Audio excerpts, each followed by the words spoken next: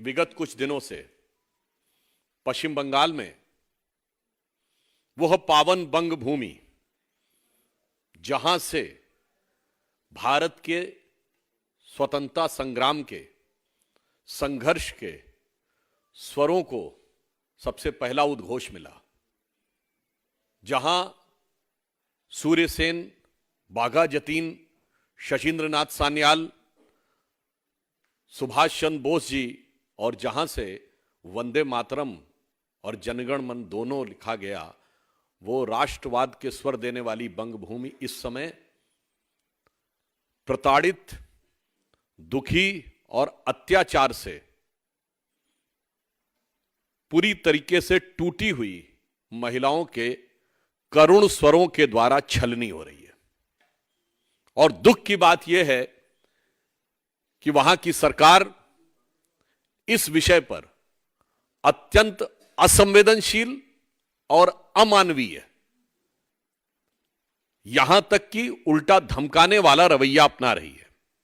आज ही भारतीय जनता पार्टी के महिला मोर्चा के जिसमें महिला मोर्चा के अध्यक्ष, हमारे पश्चिम बंगाल की महिला पदाधिकारी, महिला सांसद और विधायक, उनको जाने से रोका गया।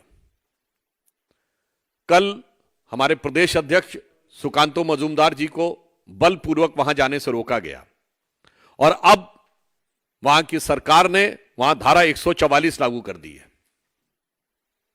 और इतना ही नहीं, मीडिया के लोग भी जो रिपोर्ट कर रहे हैं उनको सिर्फ धमकाया नहीं जा रहा है, उन पर एफआईआर भी की जा रही है। आपत्ति की बात यह है कि इस तरह की बातें प्रकाश में आई हैं कि पश्चिम बंगाल की एसआईटी बजाय प्रताड़ित महिलाओं को न्याय दिलाने के कहीं ना कहीं उन पर दबाव डालने का प्रयास कर रही है ताकि वो इस विषय को आगे ना बढ़ाएं। इसलिए यह विषय बहुत संवेदनशील है और सबसे बड़ी बात यह है कि शाहजहां शेख, जो कि तृणमूल कांग्रेस का एक महत्वपूर्ण व्यक्ति है, वो अभी तक गायब है। उसका मुख्य कारण जानते क्या है? कहते हैं कि साहब उसको हाई कोर्ट से प्रोटेक्शन है, जो सरासर गलत है। हाई कोर्ट का कोई भी विषय इस संदर्भ में नहीं है। महिलाओं के द्वारा शाहजहां शेख पे की गई शिकायत के बारे में न्यायालय के द्वारा किसी भी प्रकार का कोई निर्देश शाहजहां शेख के विषय में नहीं है। उल्टे कलकत्ता उच्च न्यायालय के मुख्य न्यायाधीश ने यह टिप्पणी की है कि वो अभी तक गिरफ्तार क्यों नहीं हो रहा। वो गिरफ्तार इसलिए नहीं हो सकता कि उसको और कोई प्रोटेक्शन नहीं है। उसको सिर्फ वेस्ट बंगाल का प्रोटेक्शन नहीं है। शाहजहां शेख एक प्रवृत्ति का नाम है जिसे पूरे भारत में सेकुलर प्रोटेक्शन प्राप्त है। ये एक पर्टिकुलर मानसिकता है जो कितने भी प्रकार के अपराध कर ले, आतंकवाद कर ले, दलित आदिवासी महिलाओं को प्रताड़ित कर ले, मगर उन्हें सदा सर्वदा प्रोटेक्शन प्राप्त रहता है। और उसे हम कह सकते हैं कि वह एक सेकुलर प्रोटेक्शन है, क्योंकि पश्चिम बंगाल की सरकार, यहां पर सिर्फ हिंदू मुस्लिम का सवाल नहीं है। मुस्लिम समाज के जो कट्टरपंथी और आपराधिक तत्व हैं, वो चाहे शाहजहां शेख हो, शेख सिराजुद्दीन हो या जहांगीर, ऐसे ही तत्वों के माध्यम से अपनी सत्ता को बरकरार रखने का जो प्रयास है वो बहुत ही निंदनीय है।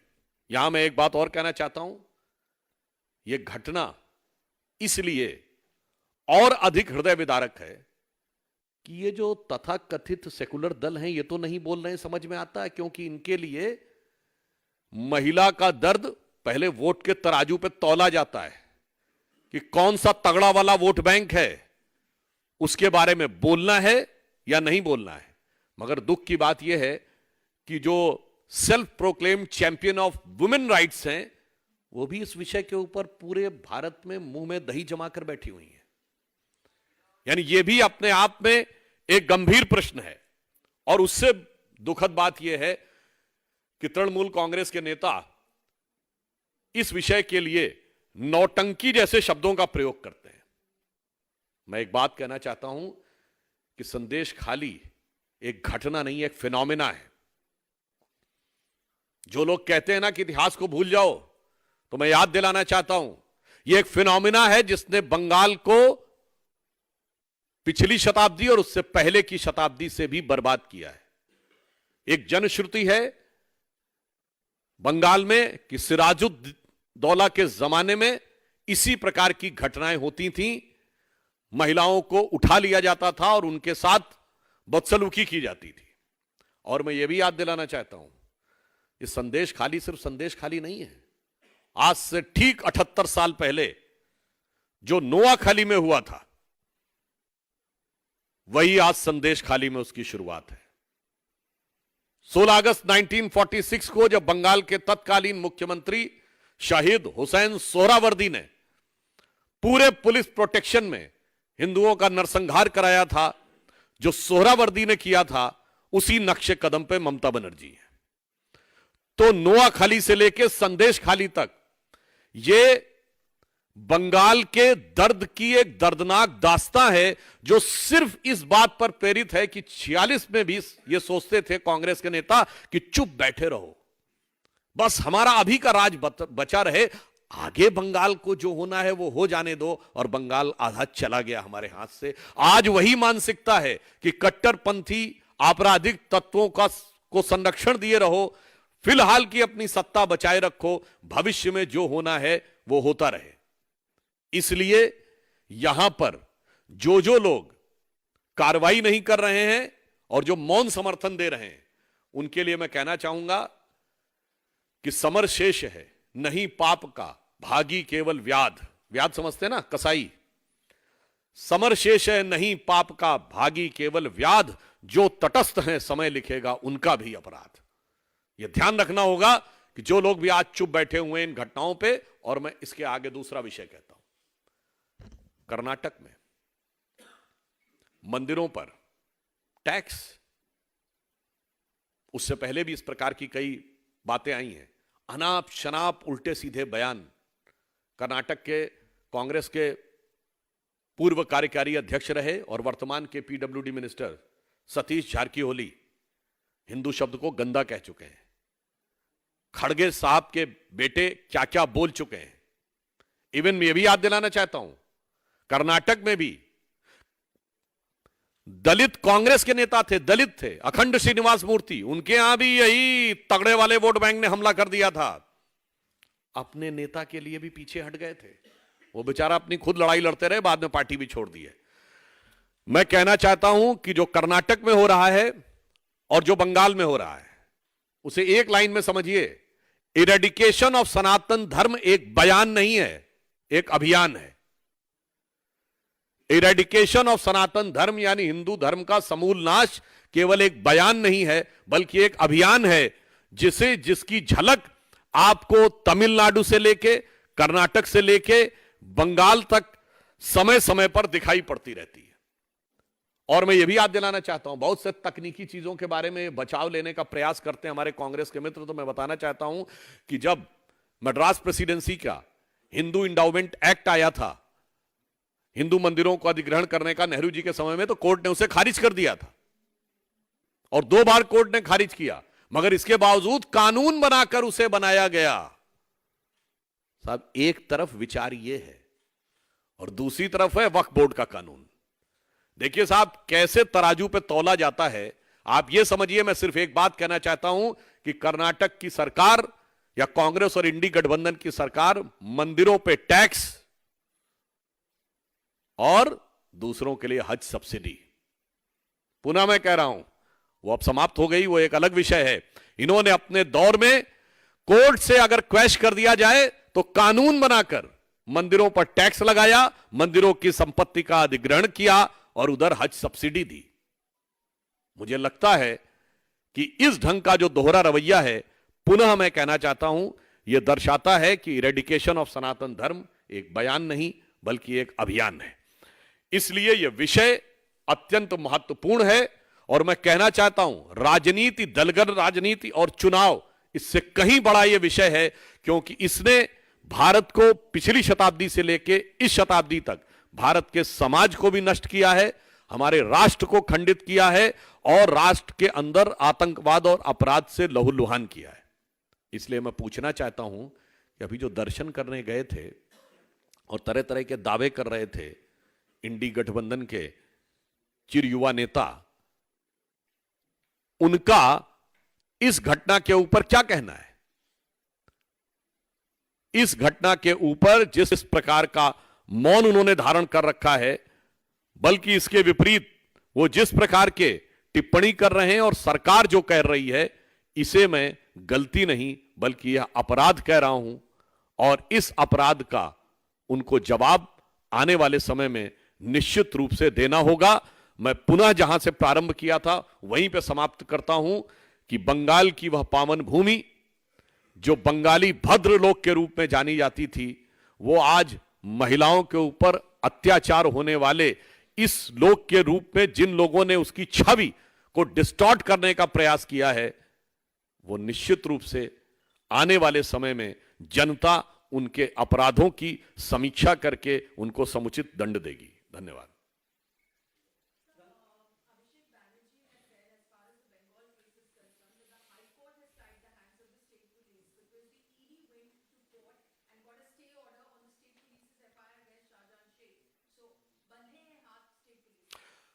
मैंने स्पष्ट किया था और क्लैरिफाई कर देता हूं। ईडी जब शाहजहां शेख को गिरफ्तार करने गई थी और जिन लोगों ने उनके ऊपर अटैक किया था, जो सीधे तौर पे माना जाता है कि शाहजहां शेख के लोगों ने किया था, उस विषय के ऊपर कोर्ट का डायरेक्टिव उस विषय पे है, यह अलग विषय है। मतलब कल के दिन आप यह कह दें कि गाड़ी का ड्राइविंग लाइसेंस मेरा ना लिया जाए, इसके लिए निर्देश है, तो मैंने चोरी की या डकैती कर दी तो उसके ऊपर वो निर्देश लागू होगा। मैंने पुनः स्पष्ट किया है, महिलाओं के द्वारा लगाए गए आरोपों और उनकी एफआईआर के संदर्भ में कोर्ट का किसी प्रकार का कोई निर्देश नहीं। पर आपके सवाल में एक और बात आती है, देखिए कैसे कैसे रतन इन्होंने इकट्ठा कर रखे हैं कि आर्थिक भ्रष्टाचार भी उन्हीं का है। ईडी का केस, पुलिस वालों पे पथराव करने का केस भी उन्हीं का है, महिलाओं से बलात्कार करने का केस भी उन्हीं का है और आदिवासियों की जमीन हड़पने का केस भी उन्हीं का है। मेरे विचार से इतने बहुआयामी आपराधिक तत्वों को संरक्षण देने का उदाहरण भारत की राजनीति में आपको बहुत कम मिलेगा। आपने क्रिमिनलाइजेशन ऑफ पॉलिटिक्स देखा होगा, बस such a type of multi dimension criminalization of politics and its subsequent political patronage and protection is unforeseen, unprecedented in Indian history.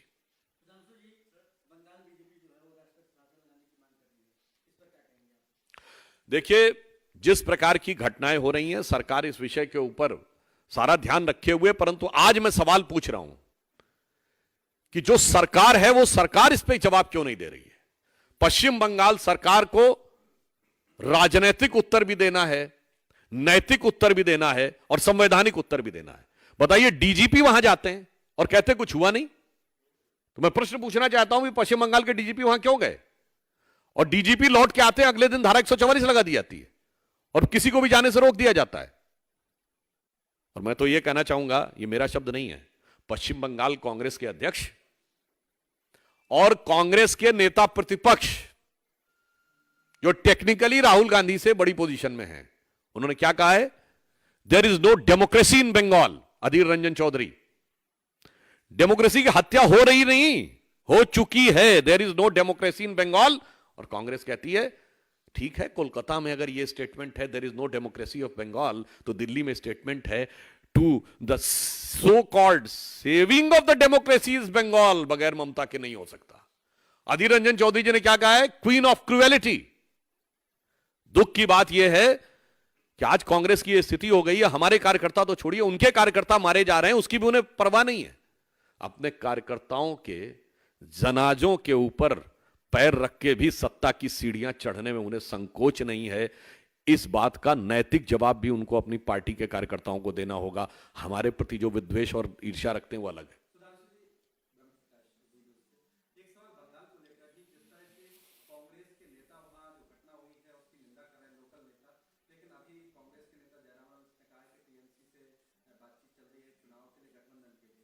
Congress का स्टैंड ये क्या दिखाता है? क्या डबल स्टैंडर्ड है घटनाओं को लेकर? और दूसरा, जयराम रमेश ने जो आपकी पार्टी पर आरोप लगाए हैं सरकार पर कि एजेंसियों, निजी कंपनियों पर दबाव डालकर चंदा वसूली कर रहे हैं आपकी सरकार, देखिए, जो हमारी सरकार पे आरोप लगाते हैं भ्रष्टाचार के मामले में, तो मैं ऐसी सभी दलों से पूछना चाहता हूं और आप सबसे कहना चाहता हूं, ये 17वीं लोकसभा है ना, 16वीं, 15वीं, 14वीं, 13वीं, 12वीं और 11वीं लोकसभा, पिछले 30 सालों में एक लोकसभा बता दीजिए जब इन पार्टियों के किसी न किसी नेता ने भ्रष्टाचार के आरोप में जांच एजेंसियों और कोर्ट के चक्कर न काटे हो। हम थे क्या तब? भाई, जो आप बात कह रहे हैं, ये अभी झारखंड का विषय आया, तो मैं सिर्फ उन केसेस की बात कर रहा हूं जो कोर्ट से प्रूव हो गए। झारखंड मुक्ति मोर्चा रिश्वत कांड 1994, सुप्रीम कोर्ट में प्रूव हो गया कि झारखंड मुक्ति मोर्चा के 3 सांसदों ने रिश्वत लेकर कांग्रेस की सरकार को 1994 में बचाया, और लालू प्रसाद यादव जी 1997 में जेल चले गए। ये तो भाजपा थी क्या? मोदी जी, अमित शाह जी थे कहीं? भाई साहब, 94 में मोदी जी तो भाजपा के राष्ट्रीय सचिव बन चुके थे, अमित शाह जी का तो नाम नहीं सुना होगा। मगर इसे ऑन द मतलब दूसरे ढंग से कहूं, मैंने पार्लियामेंट में भी बोला था, अक्सर फिल्मों में आप डायलॉग सुनते हैं ना, 20 बरस पहले की बात है, तो आज मैं आपको बताना चाहता हूं 30 बरस पहले की बात है। 2024 में बैठे हैं और 1994 में यही दोनों पार्टियां थी, जेएमएम और कांग्रेस। 25 बरस पहले यही दोनों पार्टी थी, राष्ट्रीय जनता दल और कांग्रेस। यही भ्रष्टाचार था, यही किरदार था। तो जिसे पुराना गीत था ना, उसको थोड़ा परिवर्तित करके बोल दें कि 30 दोनों पार्टियां एक दूसरे से क्या कह रही हैं? 30 साल पहले मुझे तुमसे प्यार था, जिया बेकरार था, यही भ्रष्टाचार था, आज भी है और कल भी रहेगा।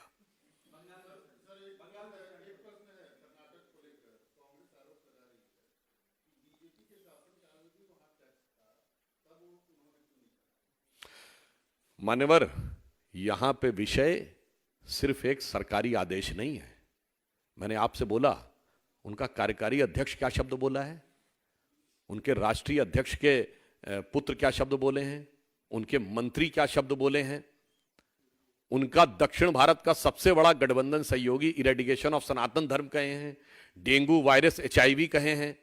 तो उनसे कहिए, देश की जनता को इतना भोला मत समझिए कि तिनके की ओट में आप पहाड़ छुपाने की कोशिश करेंगे और वो बच जाएगा। जिसे हिंदी में कहावत होती ना, नेहुरे नेहुरे कहूं ऊंट की चोरी। इसका मतलब समझते हैं? झुक झुक कर छोटी मोटी चीजें चुराई जा सकती हैं, ऊंट नहीं चुराया जा सकता।